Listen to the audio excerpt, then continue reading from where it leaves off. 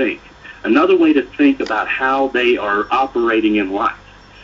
And most of which people in this community already understand as a home-based business entrepreneur or just a regular traditional business entrepreneur, they understand they're already in a position to think differently. So now you bring a free subscriber in. This person's searching for something different. So as they come into this community, they're going to start interacting with other people. You have your organization. Now they have some people in their warm market that they can talk to about growing your business. But this new person that comes in as a free subscriber into GibLink, what we allow them to do is we introduce them in a different way of thinking by giving them all kinds of resources to generate revenue. First, they're going to start generating revenue to the community. Because if I'm coming to the program and I'm a free subscriber, if you give me all the resources I can to show me about a business and how to do a business on the side away from my job, I'm going to be thinking a different way. So by the time we've structured this program to where the free subscribers that come into this community are going to have those resources to sell items and sell all the resources that you have the ability to sell, but they cannot share in the revenue until they reach a certain point. When they reach that certain point, which is the $200 mark of revenue that they've generated to the community, at that point we're going to give them a standard position, a standard advertising position in GibLink. Why would we do that? Well, by the time somebody's gotten to that point, they are in that different mindset. Well, guess what happens to that $200 in revenue that they generated while they're waiting to be able to have that position in GibLink? That is going to be credited to you, the active advertiser. It's going to be credited to you directly by how many free subscribers you bring in. If one of those people sells something, guess what? You're the closest advertiser that's active in this program. You're going to be creating credit for those sales. In addition to that, they're generating revenue to the revenue share program that they can't share in until they reach that point. So now you're sitting here as a business entrepreneur. You've been able to expand your business.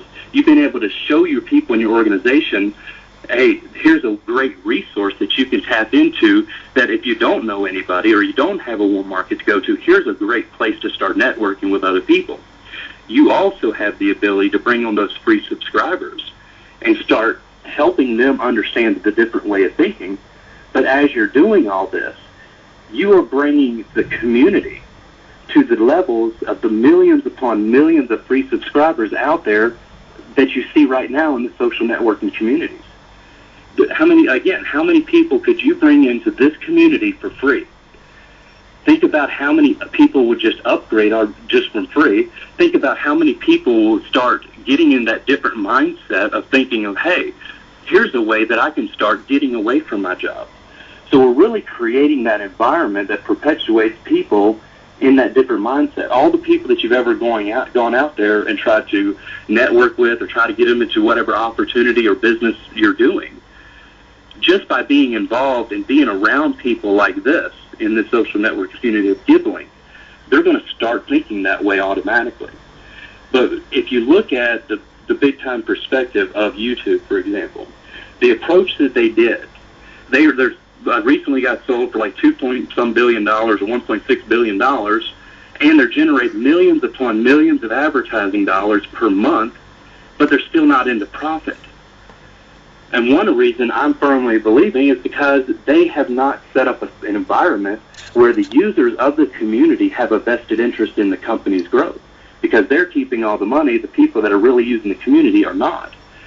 So as you look at, going back to that one example of how much advertising dollars just for one banner ad, one of the huge things that we do in this community is we take the advertising revenue, the retail sales revenue, and we inject it into the lines in the form of pods, cash pods.